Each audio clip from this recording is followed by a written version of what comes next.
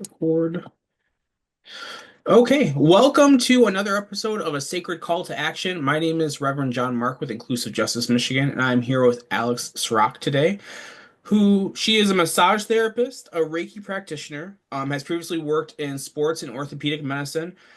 She's an energy worker, and now you work in as an owner and myomassologist at Melt. That is the musculoskeletal, euphoric, liminal treatment, myotherapy, and massage. Alexz, thank you so much for being here. I'd love for you to tell us a little bit more about yourself before we get started. Yeah, thank you so much for having me. I'm very excited to share about my work as well as a little bit about my background. So I have been doing massage therapy for almost 9 years. And before that, I was a trained professional dancer. I grew up dancing my whole life. I've coached dance and I studied a lot of different modalities of body work when I was at Wayne State. Um, and I graduated from Irene's Myomassology Institute in Southfield, Michigan in 2016. And then I've recently opened up my own business. And you got the full name. It's a big, and that's why we abbreviated it to MELT. It's musculoskeletal euphoric liminal treatment, and that is sort of my own modality pedagogy when it comes to energy work, body work. It's the kind of culmination of all of my research and study over the last 10 years. Awesome. Um, Before I get kind of into my questions, can you kind of break down the acronym? Um, I'm familiar with musculoskeletal, but where do the euphoric and the liminal kind of fit into that treatment, I guess? Sure, yeah. So, euphoric is the terminology comes from that feeling after you've had a really good massage. Not everyone has experienced it, but I bat at 100 for that. All of my clients get to experience that with my massage because I'm taking them out of the fight or flight and putting you into rest and digest, even within like 10, 15, 30 minutes. So, you do kind of feel a little bit drunk, a little bit under the influence. I used to work in massage franchises, and the way that those places are set up, they're membership based. So you come out of your massage being under the influence, and then you're asked to sign a contract and give your credit card information away. Yeah. Part of like my business ethics is really understanding and being transparent with my clients, like about the benefits, the risks of massage and energy work. I come at everything from an educational standpoint. And my clients, they receive a lot of education from me. So I decided to start my own business because I do want to move more into teaching. I was a dance instructor and movement educator for a long time. So it's really a natural fit for me to just keep expanding that. Um, and then you asked about the other. So liminal is comes from my spiritual practice, the liminal space. I am a polytheist, so I practice as many religions as I can accommodate, into my pantheon, into my life. Um, so I grew up in Roman Catholic, Livonia, white cis het background, right? And with dance, I was always exposed to yoga. I had always been interested in witchcraft, even as a little girl. I was reading like the biography of Joan of Arc and Yeah, yeah. Salem witch trials, and like just I'm an Aquarius, so by nature I'm very contrary and like always questioning, always challenging, looking at the big picture. So, liminal to me is like the doorway where healing happens. You can get into that liminal space, that space where like you're sort of out of body a little bit. Um, when I ask my clients, I always ask the basic informed consent to do body work, but then I ask again when we do energy work because you have Sure. to open yourself up. You have to allow me to be in that space where people don't even know that space exists. Maybe they're feeling it like with intention into healing behind it for the first time in their life. So it can be a very vulnerable place. And that's why hopefully with my education, this is going to open up different pathways for people to healing. Yeah, and I think that that can some piece really important. So like when I used to kind of do work in these like Christian occult and pagan spaces, we talked about how whether it's magic or prayer, like you want to ask for permission for those things because Yep. it is an involvement. It is Yep. your being and the transcendent interacting with their being, right? And this receptivity. Um, so you've had this incredible shift in your practice. You started with this kind of sports and orthopedic medicine, and you've gone to this more all-inclusive spiritual wellness approach. What caused that shift, and how do you see it connecting to justice or liberative work? Yeah, so I'll talk about there's two like major like playing fields. There's my personal life and then there's like the world, right? Sure. So the world went through the pandemic in 2020. Hmm. I got pregnant in January of 2021 and had my first child in September of 2021. So, I took a break from massage. I was in a situation where I was, how to put this politely, I was not in a great situation where the expectations of my job and certain things, my boss was kind of just barely doing things legally and had took advantage of a lot of clients and their money and certain things like that during the pandemic. There's just a lot of things that ethically, like that's not how I do business. And Yeah. also being pregnant, the vaccines were new, everything was new. And the way I talk about the pandemic is everyone did the best they could with the information that we had. So, I decided to take a break, which was, I think, a really good thing for me. Massage is very hard on your body. I massaged Sure. all throughout my last pregnancy, which just happened a year ago.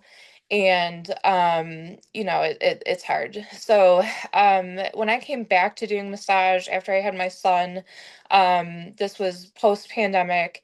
And the first client I had on my table, because I was rebuilding my clientele up from scratch at that point, I didn't know anybody.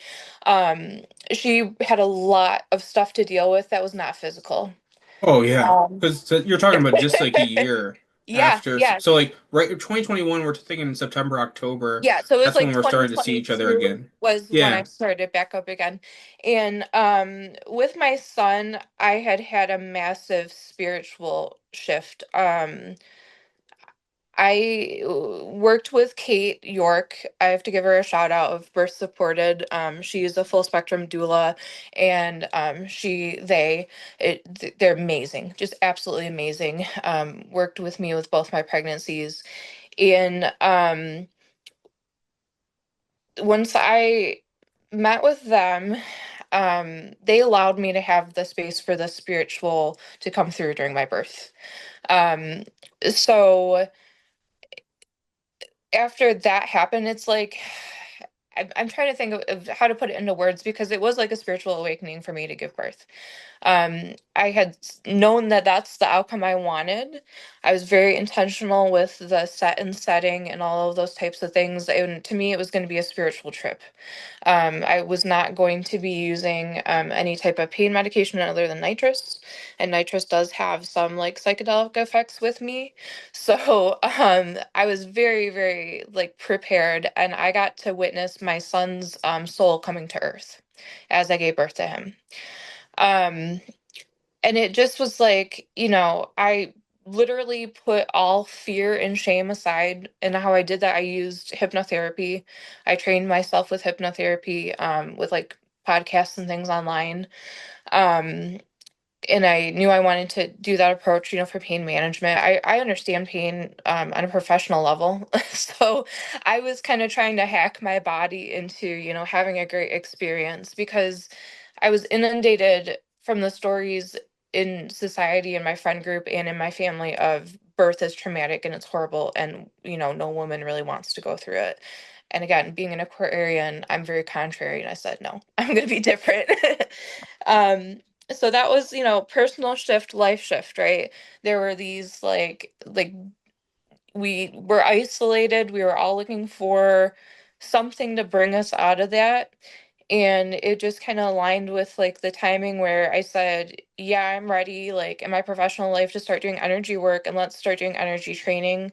Irene's Biomasology Institute is really beautiful because they have a lot of energy workers that have come from there. Um, and it just was like the natural fit. I know really, really good people who train in it.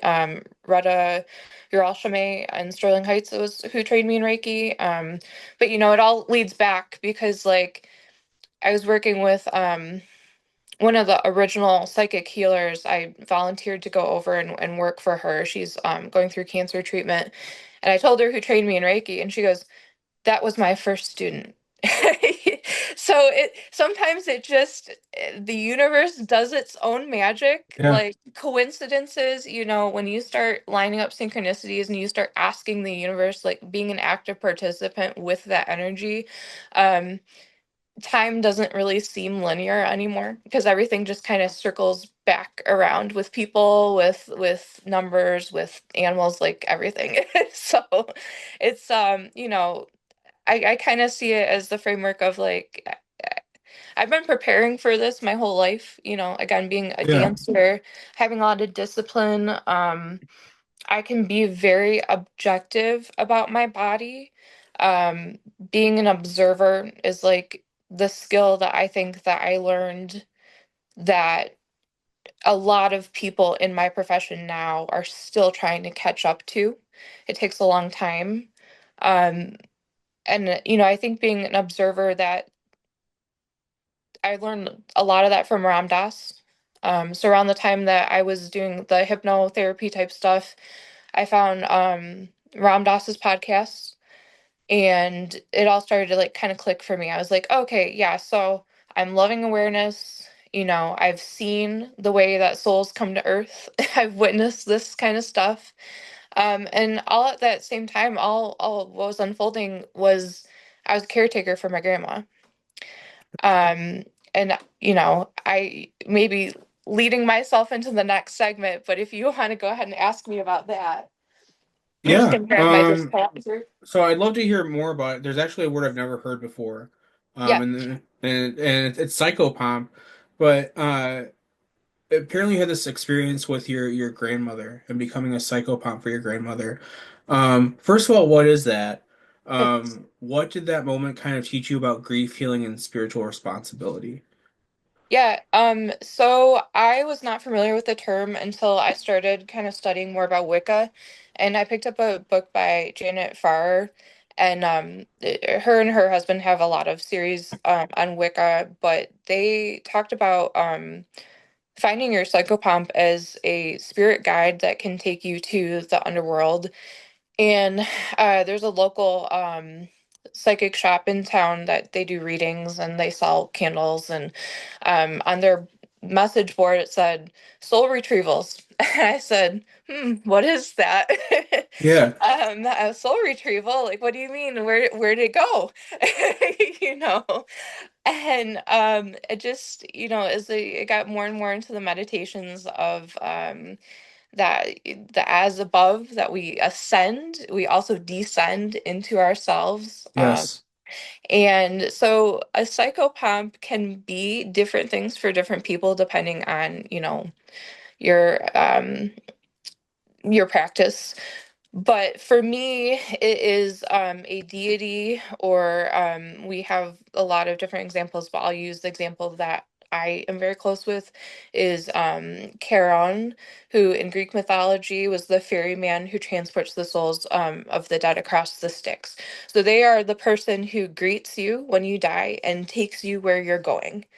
Okay. Um, Now, I knew of the concept in a spiritual sense, and it was more very abstract for me. But then with my grandmother had been suffering with Alzheimer's for over 15 years. And so I really, she was my caregiver as a young girl all the way until I was in my late teens, and we had a very close relationship. But she was 93 when she passed away, and it was very difficult because there were moments before she was placed into a full-time care facility, when she was living with me, where she was aware of the fact that she was losing her mind, and she would say things like, "Why can't I just die? Why do I have to go through this?" Sure. And I've lost other grandparents, and I've always been very super close with my grandparents. But, the manner in which this death specifically, it was prolonged. It was 15 years of grieving before the person died.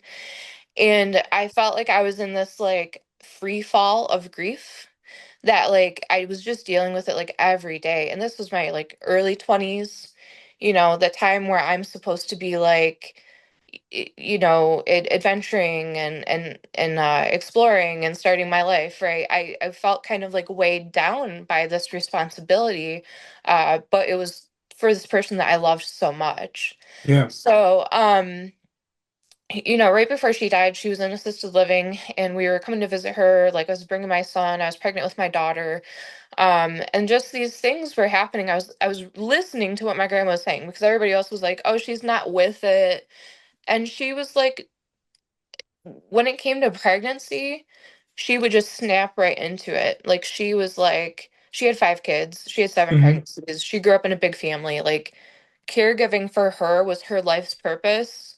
And I saw the light go out in her when I was too old for her to give care to anymore, because I was the youngest, the last child that Sure. she cared for. And it was just, again, like kind of that full circle moment where it's like, yeah, I'm caring for you, and it just so happens that I've got this magic bag of tricks that I can help you. Like, um, I've thought long and hard about like, well, what made me want to become a massage therapist? And there are moments from being a caregiver when I was younger, um, particularly with my grandparents. But in this particular moment of like being her psychopomp, I just started with, she was in a lot of discomfort, and we were waiting for the nurse to bring her medication. And it was just me and her in the room, and I was holding her, because I'm like, physical touch, like she needs to be held, she needs to feel calm. And I said, all right, I just told her, I said, let's leave your body here. I'm going to take care of your body. Your body's safe, it's protected. But let's just get out of this body and like, let's go wherever you want to go. Astral travel, right? Um, and we did. We flew up, and she said the house, which I bought my grandma's house. I live in my grandma's house. And I said, okay, let's go look at the house. Took her over to the house. And then just I felt other presences there. I felt the deities that I've been praying to and studying about, the underworld. They were there. And I also, felt archangels. In my mind's eye, I could see in the doorway that there was an archangel there. And my grandma was like, "I'm really scared of them." And I said, "Yeah, I get it. Like, they're big power. You know why they're here." But I said, "I can see them too. Like, I know that everybody else around you is just coming in and out of the room, like totally ignoring this big energy, but like I see them too, and it's okay. Like, let's let them in." Um, and then we actually met up with my great grandmother, who I had never met. And that was like when I knew this was like a psychopomp experience, because then we saw the boat. My great grandmother gave my grandma a basket to get in the boat with gifts that they were giving her to come over to the other side.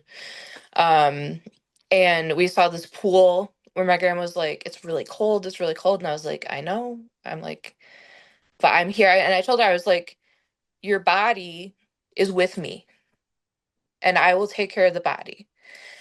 And having that experience, like, made me not afraid of death anymore. Yeah. In the way that, not just like my own death or death around me, in the way of like, I never knew what to say to people who are grieving, even though I've experienced grief. But now I invite people who are dealing with grief into my practice. Like it's such a transformative experience to be that close to death. Um, Even as a little kid, I was always very fascinated with what happens to the body after you die, and where does our soul go, right? Um, but just like having my hands on that process, it was like becoming a practitioner, right? Like it's kind of intimidating to say I'm gonna start doing massage for a living, and meet Sure. strangers and ask them to take their clothes off and touch their body, and it's kind of the same thing with death. It's very intimidating to touch death like that. But it was like that spiritual call to action. Like I had just read a book about it. I had been like doing the steps because they were interesting to me because I felt like, oh yeah, that sounds cool. Let's add that to the practice. And it didn't really click for me. Like, how is this actually going to be a profession Yeah. until I did the work? Yeah, absolutely. No, I worked in healthcare for a number of years, direct patient care as like a CNA. And you're right, there's something incredibly vulnerable about people and working with their bodies because there's not a way not to be like intimate with those people with this Yeah. deep trust and this vulnerability. And um I I remember when I lost my first patient, I remember what that felt like, and I remember how that changed my perspective with how sacred each moment is.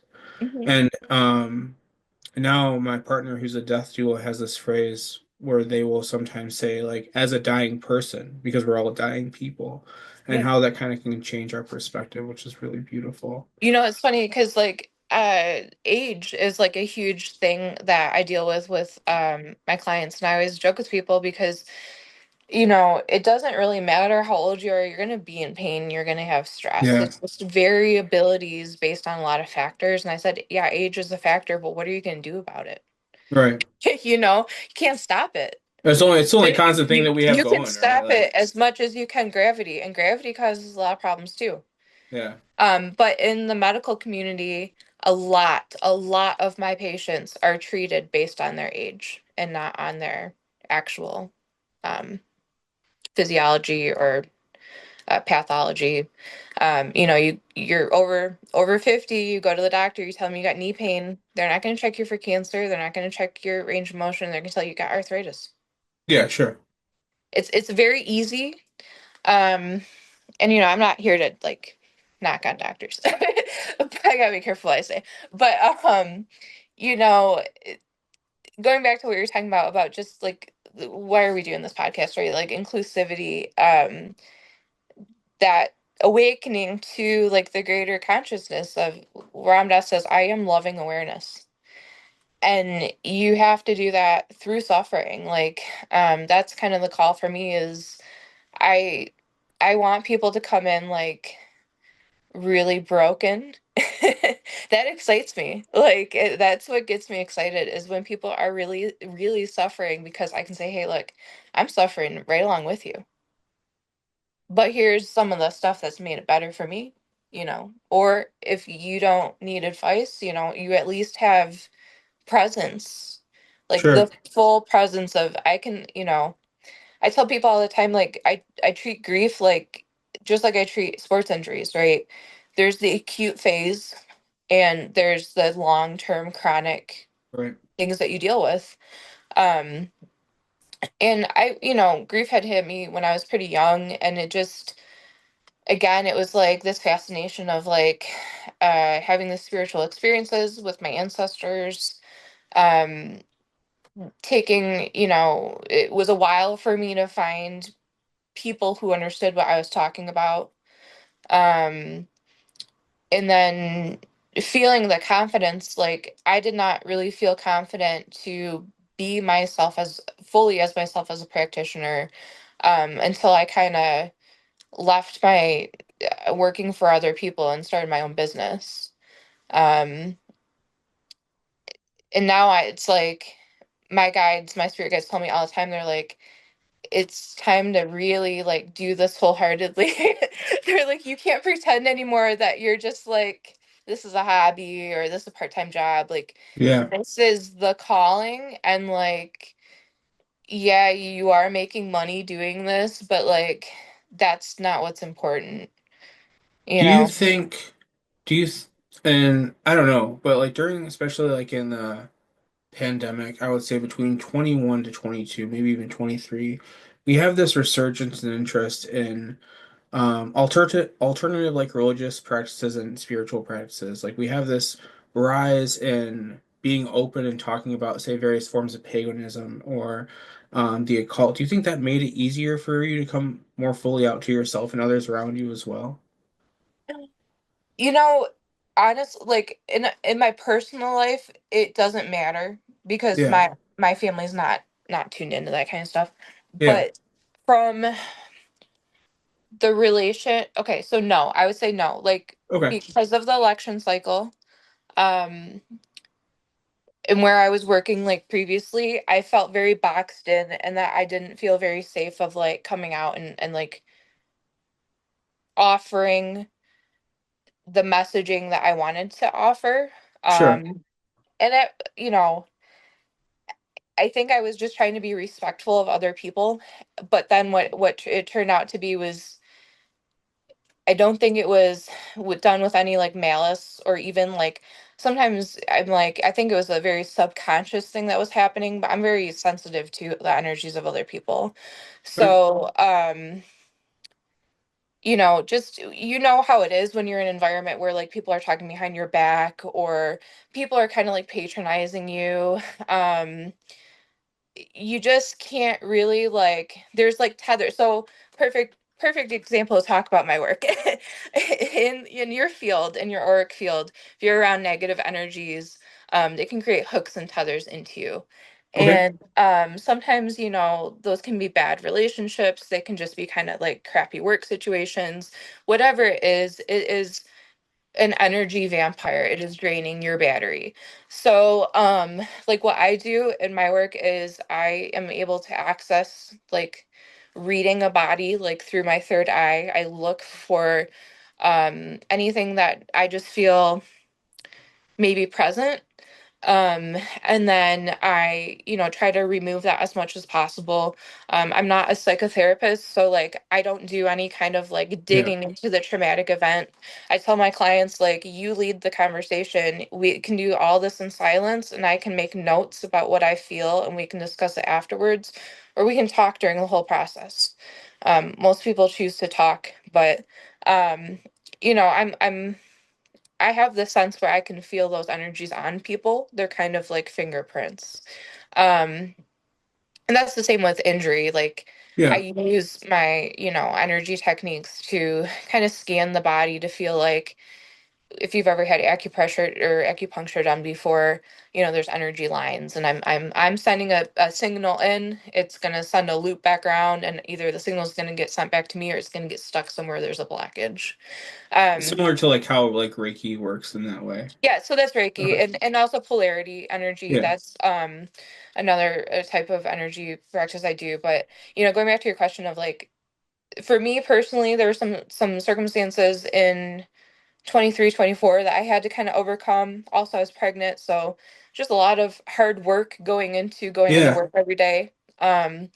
And not being like in a position where I was around a lot of really nice people, but it was kind of like that like facade, right? I didn't feel deeply supported. I didn't have roots there, Yeah. you know. Um and but to what you said about the pagan thing, I'm very wary right now. Well, let me backtrack. Opening my own business, I wanted to do so to have a foundation of authenticity in my work. Okay. So that is totally like it's my name on everything, because I believe in like how profoundly like big this can be. I think it can go beyond the table for me. I think it can go. There's only so many bodies that ever devote time to, right? Sure. And my goal is to help other people just like continue this cycle of, you know, we all need touch, we all need to be healed, and like how are we going to get there? Yeah. Because there's a lot of ways that we can like have the temporary, like the numbing, like those are all very easily accessible to us, and a lot of people have a lot of questions on a lot of that kind of stuff. But like the more time and the deeper I go with healing myself, then it's like, oh, people are gonna need this. Like that's Yeah. why I'm doing it, you know? Like every time that I like unpack another layer, I'm like, oh yeah, now this clicks as to why maybe like I've been working on so and so's shoulder forever and it's not letting go. It's because let's try another technique, you know? Let's try a new gift. I think that part's so important too, like you said. Um, this past semester, for example, I was taking intro to pastoral care. And it's one of the things that had me go back into therapy, like willingly seek a therapist, because I understood that I can't really help others walk through those emotions and those experiences when I have trouble holding those things for myself the way I do. And Oh, we might always kind of go through those things and have things that are harder to process than others. But mhm. having a better, stronger sense of that is so important when we're thinking about taking care of other people, in spiritual, mental, and physical ways. So I appreciate you lifting that up. Yeah, and so I had this idea about like that I've been kind of telling a lot of people is that it all starts with giving yourself permission, with the political landscape that we're dealing with right now, with a lot of the things that we have laid down that are being like, uprooted. Consent starts with yourself, Yeah, and healing can't happen until you want it to happen. And I don't convince anyone anymore that they need massage from me. Like, I don't need to. yeah, I have a good reputation, and I don't want to work with people who are going to drain my energy, who are yeah, going to leave a nasty energy in the room, and who aren't sure that they're going to get something out of it. And sometimes I get referrals from people where I'm like, okay, I'm taking you on. This is like you're part of this now. And there will be new people who have never had massage before who come to me and I say, look, like you're getting a little spoiled because you're getting a little bit more than the typical massage therapist. That's why I kind of rebranded into say myotherapy, myomassology. Um, but then I'll tell those people like, guess what? You're on your healing journey. Now go.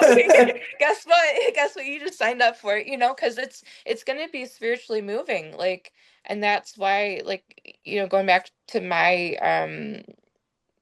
pedagogy, my lingo that I use to call what I do is everybody kept saying they're like, this is not just massage. And I was like, what are you talking about? I'm just doing massage. you know? yeah, Um, and I'm like, no, it's not. It really isn't. And I have the responsibility to work clean and work ethically with people's energy, right? And I have to be more of a witch about it. I have to be more um drawing on all of those different things, because I can't drain my own battery. And when I was working in a place where, I felt like I was like cleaning my room in secret when I'm like, spraying my sage or whatever, like it just puts like kind of a damper on like sure. what you're trying to do, and I think a lot of people right now are really confused as to like how out in the open can you be and how much in secret you need to be. And what I hope to offer is not just a space for people to feel like themselves, but like I'm actually like metaphysically building a space where stuff can happen that needs to happen, and encouraging other people to do the same thing. And Yeah, it's something, so go ahead. oh, that's just leading me into one of my other questions. Because I know that you've experienced issues of regarding transphobia and misogyny within working spaces. Mhm. And I kind of wondered how that experience impacted your understanding of that safety and autonomy in spiritual and healing places, whether they're physical or metaphysical. Yeah, well, I'll say that like I have an interest with working with the community, as I being an identifying member of that community. Safety, like I think safety is really important. As a massage therapist, you're taught that safety is important so that you don't lose your license. Sure. I'll be very blunt about that. Yeah, yeah. We're taught that, you've got to like there's that level of safety, just kind of the scratching the surface, like we live in a country where you can get sued, blah blah blah. But then there's like, the energetic level of safety, like keeping the bad stuff out. Because sometimes, those hooks and the stuff that I'm pulling out of people, then suddenly it's like, oh yeah, now that gray cloud is going to be in the room for the rest of the day. I have to keep myself safe, that I don't take that energy on with me and spread it to my Sure. family, whatever. um but like healing can't happen when you don't feel like you're in a safe environment. And on an evolutionary physiological perspective, like if you don't feel safe enough to let your guard down, you're not going to get over those blockages that you have. And for me, being the most neutral as possible is very important. So like I do modest draping for all of my clients. So you're going to have your chest covered if you're a man, woman, non-binary, whatever. Um, and draping is a huge thing with massage to make sure that there's no slip ups, that you don't expose people. Yeah. And when you're careless about that, that's when accidents happen. I've seen it happen, I've had to catch myself, like things happen, like you trip over a drape, whatever. I've fired people for bad draping and for pushing the boundaries because they think they know better, you know. So it's really baked into like massage, I would say, the Okay. ethics portion of it. But like, yeah, you also need to feel safe, like uh to feel comfortable, you know? No, absolutely. Um, I have a few more questions I want to get to before we wrap this up, but one of them is before we got here, you mentioned like joining a coven and attending events like Convocation, which is an awesome place to go if nobody's been there. I'm a Unitarian Christian and I love Convocation. It's one of the most coolest things I've ever been to. But I would love to hear more about how building that spiritual community kind of helped reclaim your own power and to help connect you more deeply with your practice. Yeah, it just came about, like I had been on different groups on Facebook for a while, like looking for people nearby. My best friend is pagan. She's also a massage therapist, and she grew up pagan.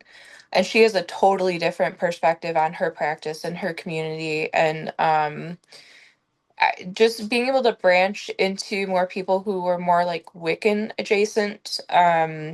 I'm really big into like herbalism and hedgecraft and like the natural spirits. So practicing outdoors, and people kind of need to be local to do that, and also just having the really really like local community for my kids. Yeah. So one of the coven elders, she just found me on Facebook, and she was like, we don't like invite everyone, but we think you're going to be a good fit. And yeah, it's been great. Like, I met these people in December of last year for Yule. I've never celebrated, and I was a strictly solitary practitioner before this, Okay. other than like having some friends in Yeah. the community. Um, and I just was like, I think I need to go all in, like it also like it lined up with like I opened my own business in December. So I opened my own business, I joined a coven because I was like, this is hard work. This is hard work. Yeah. I need more people who understand. My partner is generally atheist or agnostic. He's very supportive but has no skin in the game. So yeah, and it's just been like the moment I walked in, the feeling was I looked at our coven elders and I said, I know you guys. Like, where have you been? And also, how did I meet you? Because I've met you before, and they were like, no, we get this when this happens. Like when people come together who are supposed to be doing the work together, like we've worked together before. And so I joke with my high priestess all the time. I'm like, I know you. We're just like getting caught up to speed in this lifetime. Yeah, that's wonderful. Hmm. Um, what does justice look like in the context of your healing work? Yep. How do you hold kind of this space for transformation in a world that often denies it, especially to those who are like most on the margins? Yeah, for sure. So I try to always put myself in other people's shoes. Um, whether that's like designing my intake form, thinking about questions of like I ask questions about um they're a little bit more specific, but that would be helpful to people who are marginalized. I think I have something on there about like, do you have a colostomy bag? I don't think I've ever seen any other massage therapist ask that, but if there's something that I can do to make your session more comfortable, like I run through a lot of scenarios about I at this point I probably worked on like 2,000 people, Hmm. easy. So like I've seen a lot of different bodies. And I want that to just keep expanding. So, we always gather a client history, so I'm always just trying to like think about like who's gonna come through that, like again, like I want the most like kind of broken, like the people who no one else wants to work on, and like what sort of props or like bolstering or facilities. Even like when I looked for my facility, I made sure I had a um first floor, restrooms, that kind of stuff that is just totally accessible to anybody who wants to come in. um Sure. did that answer your whole question? I'm trying to think. Oh, uh, justice, right? So I've been really fascinated lately about how can I share with people who are actively going to rallies and things like that, doing the work that I can't do, Sure. like burnout. How do we make sure that when you're playing with fire, you don't get burned and you don't burn out?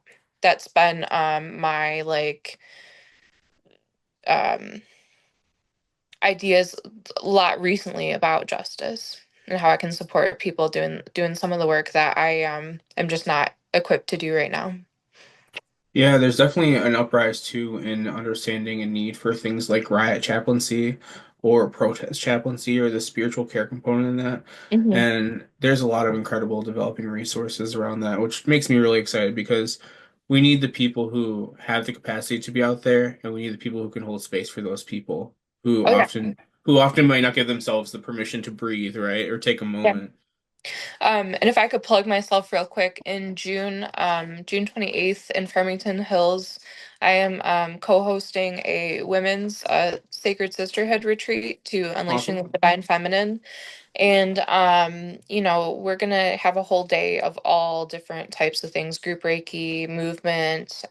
It's just for women, but this is my first retreat, and my plan is to then offer like a trans inclusive retreat, or just again like adapted mobility retreat, things that the sky is kind of the limit now for me, that I'm my own boss. So Yeah. I'm doing all those like dream projects that I've always wanted to do. But going back to like talking about the protesting, I think there's big space for the health and wellness practitioners who have their hearts in the right place. And I want to be a voice for authenticity, because I've given my life to, arts advocacy and wellness and healing. And there are a lot of people out there who've like kind of just they're like the midnight certificate people, like they're the fly by night, like um kind of what you think of like the psychic, like who is not very trustworthy. Right, like there are a lot of people out there who are going to try to take your money because they know that healing is like a Yeah. lucrative business. But that's not what it's about. Um, there's a whole I don't have time to get into it right now, but there's a whole idea of like you do have to add value to something in order for someone to take it seriously to then heal themselves. Because if you gave healing away for free, people will not underestimate, but they just won't appreciate it, and then they won't heal. um, Many healers have gone through that where like why did they start like Oh, healing sorry everyone's about that. no, it's okay. And then now they're like charging thousands of dollars, right? Well, Yeah, it just it's part of our capitalist society. I do work on like barter and trade. I try to do that as much as I beautiful. can when I can. And then like so joining Coven, like I also started like a chamber or help start. I'm helping run. It's very new for us, and I wasn't the one who came up with the idea, but like a chamber of Coven where we're all helping each other. And Beautiful. and my dream is to build that like off of a mutual like aid structure because we have a lot of great mutual aid groups in Michigan. We do. We have a lot of great mutual aid groups in the Lansing area right around here, which is Yeah, wonderful.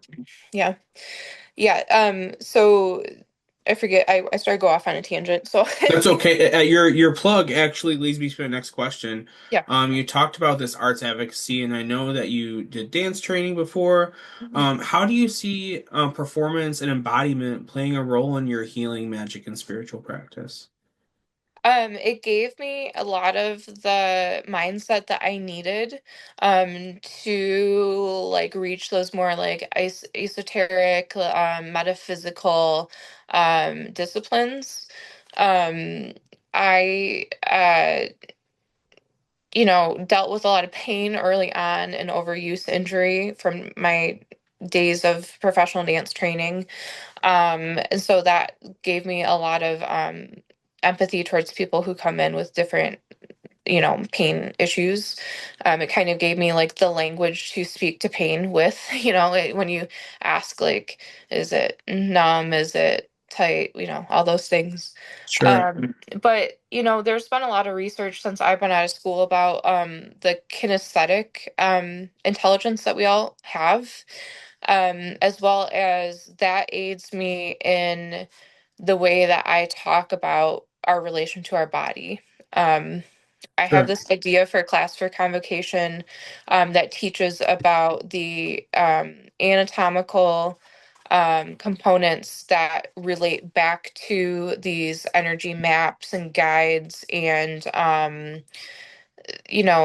I have knowledge about where the nerves kind of run that lines up with the whole diagram of the chakra system. And being a dancer, you have to have that knowledge. You have to have a very strong figurative language so that you can express an idea, so that you can say, well, I need to move from stage left to stage right on a count of 8, and I need to look like water, you know? Sure. So quality of movement has always been the root of my training. And I took that and I put it into massage therapy and I just said, well, what's the quality of the pain? And how does that restrict movement? I was a stage director, so like all of that knowledge of notation, like I use that to read people's bodies and read people's energy. But in the magic component to it too, I think politically what's going on right now, we're gonna solve it with art and hope. Mm, yeah. I think from my own spiritual practice, Pan is one of the gods I work with, and what's the best way to calm pandemonium is with a little bit of music. So I think about things like that. I try to keep people in good spirits, and again, shifting them into that liminal treatment is like shifting your focus for a moment that you can breathe again, you get your chakras in alignment, you have your voice back, you can put your roots down, like just those things that are very sub-perceptual that there's also a big resurgence in like psychedelics right now, right? And I don't think that's a coincidence. So I'm hoping to just like have as much knowledge as I can to help people kind of find what it is in the moment, just to heal them, and then that ripples out. I have only two more questions, so I'll be sensitive of your time, but you've opened Melt, um, and I'm kind of wondering, like, when you're creating this space for yourself and others, what have been like the most liberating things? What have been the most challenging when it kind of comes to creating this more holistic approach to massage and spiritual therapy? I think the most challenging thing is like imposter syndrome. Um, Especially as somebody who's like kind of neurotypical with like ADD. Um, I'm not diagnosed with ADD, but like that's ADD is the my workflow, I would call it, you know. So I'm my own like boss, right? It's just me. And so that's a new relationship with myself, and I can't fool myself anymore, you know. And that also is sort of relates back to my coven has helped me discover this. They say, you know, imposter syndrome is like it's easy to blame yourself if things don't work. It's easy to let yourself down because you have all of this like negative self-talk programmed inside yourself.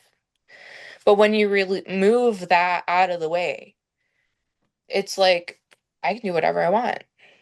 You know, I'm here for a limited amount of time. Like I've got these gifts, you know. You Yeah, ask spirit, you ask the universe will tell you straight up. The universe isn't gonna lie to you. But we like continuously choose to disbelieve, right? It's yeah, easier yeah, to say, "Oh no, that's a coincidence," or "Oh no, that can't be. That's not the right timing." You know, that's always a good one. It's not the right time. Like my husband, yeah, my partner and I, my husband and I, we would say that about having kids, and then 2020 happened, and I said, "Look, man, I think this is a sign. It is the right time because you know things. I'd like to have children that enjoy some of what we used to enjoy before it's gone, right? yeah. Um, I love yeah, that so much because you're right. Like the more we allow ourselves to come into ourselves, the more these doors kind of naturally open that we've wanted to open for so long. yeah, And self that negative self-talk has been brought to us through the media, through social media, through entertainment, through the idea that success looks like this, but most of us have had this our entire lives down here. yep, And so it's like we have this constant inner critic, and there's so much liberating power when we can quiet that voice, you move it to the side and say like, I don't have to listen to you anymore. And like it's hmm just an incredibly beautiful thing. yep. I think it's actually a great segue into my last question. So, if you could teach one thing to folks who are just starting out on their own journey of self-healing and spiritual reclamation, what would that be? Um, so I'm gonna leave you with a quote, two quotes from two of my teachers. I'll give them credit. The first is from my professor of dance. His name is Sean Hoskins, and it is notice what you notice. So, in order to build your intuition, you have to start to notice things, and you don't act on your first impulse or your first impression. You push yourself to find a second thought, and then a third thought, and then what's behind that, and go deeper. And then the other one is from Jeanette Roach from Irene's massage therapist instructor. She says, know what you need to know when you need to know it. So don't worry about, you know, if you're studying for a test, don't worry about, oh, I'm going to get it right. Or you're, you know, going off into a new field, new profession, or you're trying something new, or you're going, you know, meeting somebody new. Don't worry about the outcome. Just know that you're going to know what you need to do to get the outcome. Wonderful. Is there anything else that you would like to share with us before we part? So I did write down a few things. I was thinking about like some of the literature that I've read in my lifetime that I think is important for people to Yeah. know about. Um, so I'm gonna kind of rapid fire give you a few authors. Yeah, if you send me Um, a list too, we can put it in the description. So we can put that sure. there too. Yeah. So Kate Chopin, um, was influential to me as a feminist writer. The book Passing by Nella Larson, um, Night by Eli Wiesel, um, Paulo Freire's Pedagogy of the Oppressed, and Yes. Peggy McIntosh's White Privilege, Unpacking the Invisible Knapsack. And then Puzzles About Art by Margaret P. Batten is a just really fun book about aesthetics and art and why do we think things are beautiful. And just if you've ever been confused about modern art, that's where you're going to learn about it. Well, thank you so much, Alex. I really appreciate it. Again, you can find out more about Alex and Melt. We'll link her website below in the description, so you can learn more about the musculoskeletal, euphoric, liminal treatment, myotherapy, massage. But thank you so much for being here, Alex. I really appreciate our time today. Thank you so much for having me. Thanks.